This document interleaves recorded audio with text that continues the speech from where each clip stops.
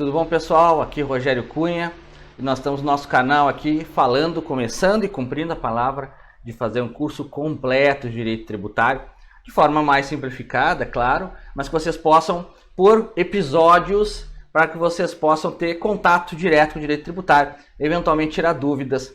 Só que para você acompanhar esse curso desde o começo, tem que fazer o quê? Inscrição no canal.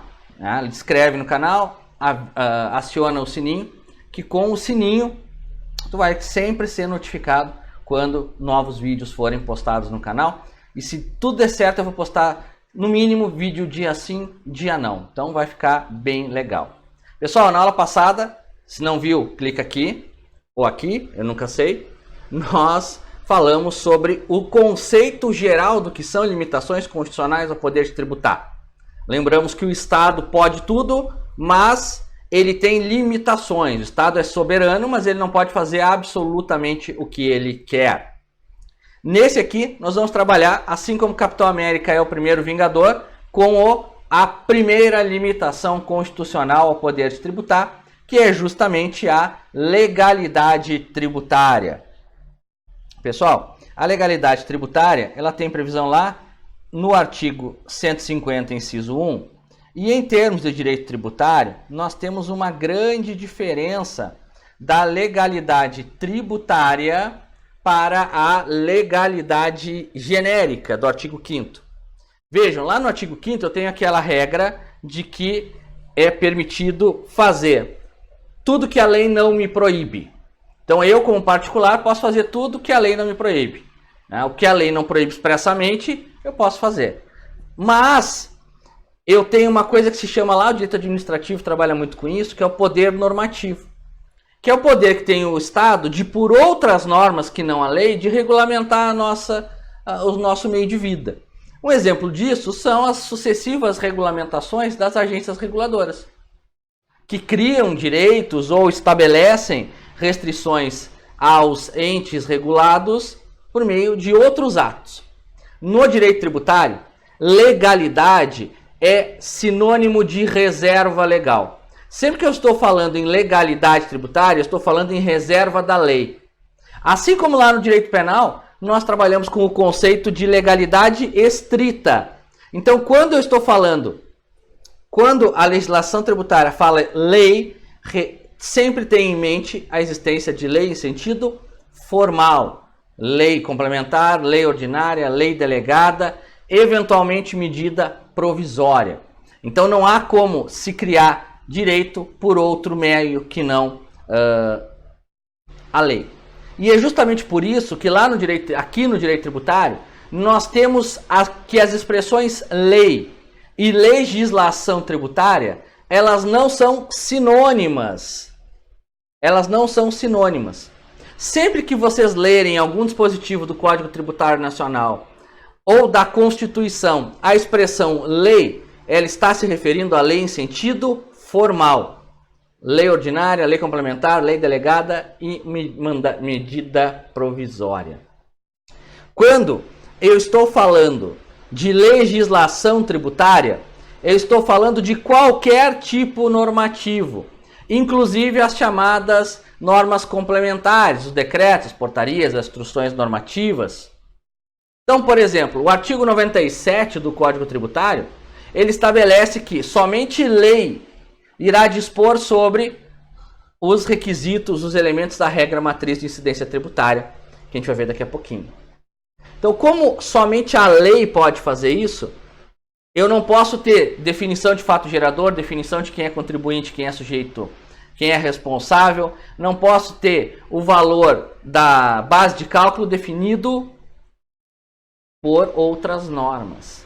Agora, lá no artigo 113, parágrafo 2º, o Código Tributário Nacional fala que as obrigações acessórias, que são aquelas obrigações de fazer, não fazer, permitir ou tolerar, não são obrigações de pagar tributo, mas sim de fazer alguma prestação em relação à administração pública, elas podem ser fixadas na forma da legislação tributária. Então eu posso fixar uma obrigação acessória, por exemplo, que os documentos fiscais emitidos pelos estabelecimentos que trabalhem com posto como venda de combustível sejam amarelos. e que os que trabalham com venda de eletrônicos sejam verdes, o cupom fiscal. Eu posso fazer isso por meio de decreto.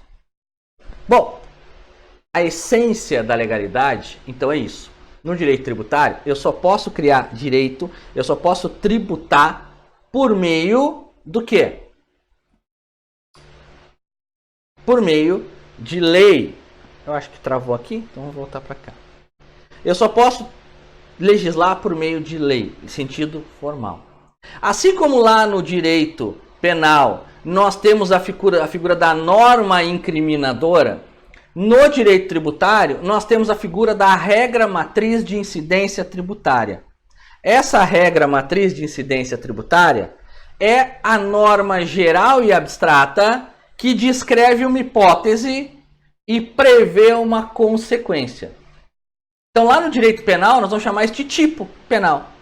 Olha só, matar alguém descreve uma consequência, descreve uma conduta. Prevê logo abaixo pena de 6 a 12 anos.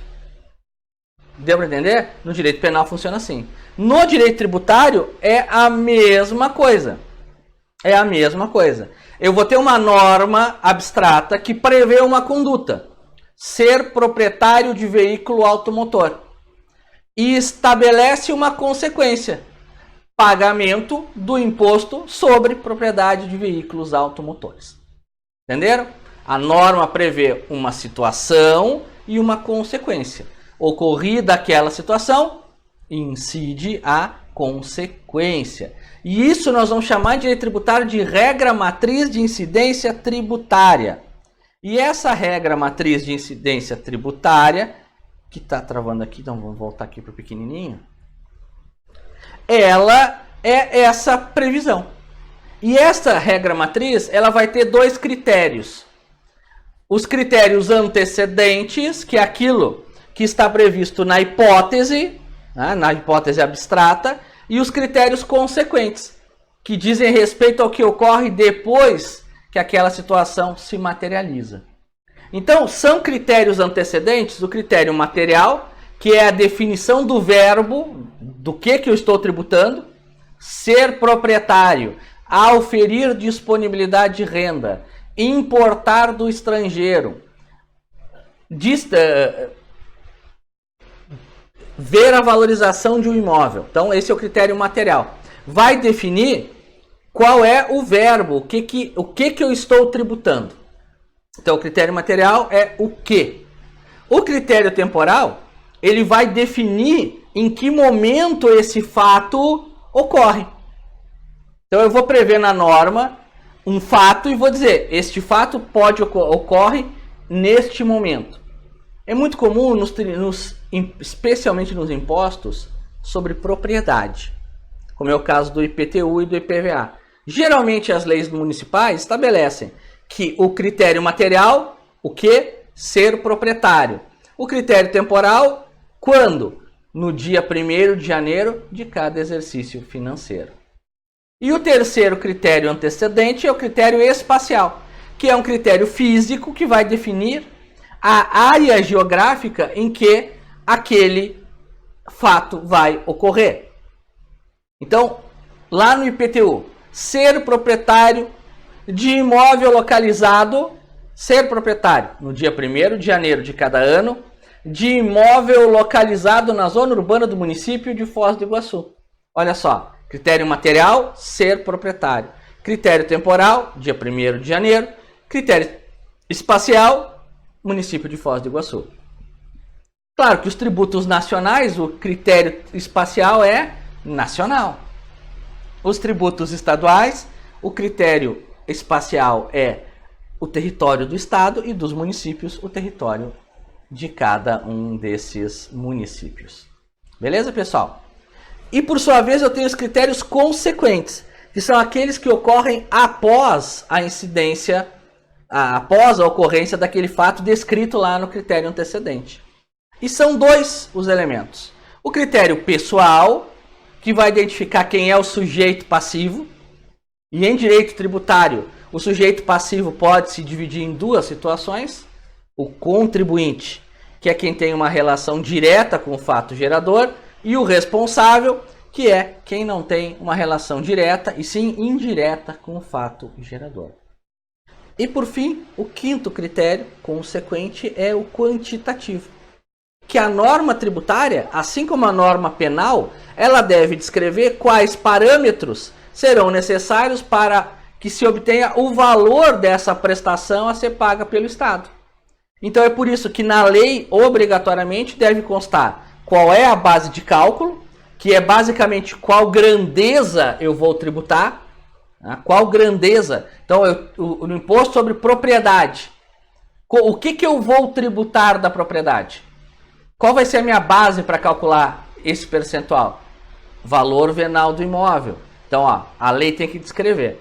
E a alíquota, que é o percentual da base de cálculo que eu irei, Estado, me apropriar. Bom, pessoal, então, para que nós possamos entender melhor, são 5 critérios.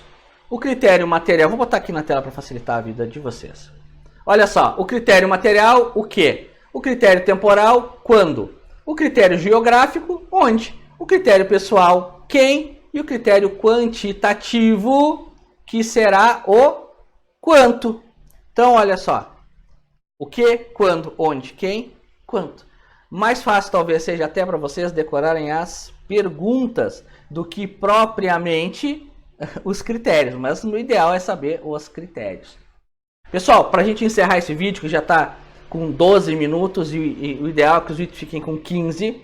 Uma coisa interessantíssima que nós nunca podemos esquecer é que a base de cálculo tem que estar prevista em lei.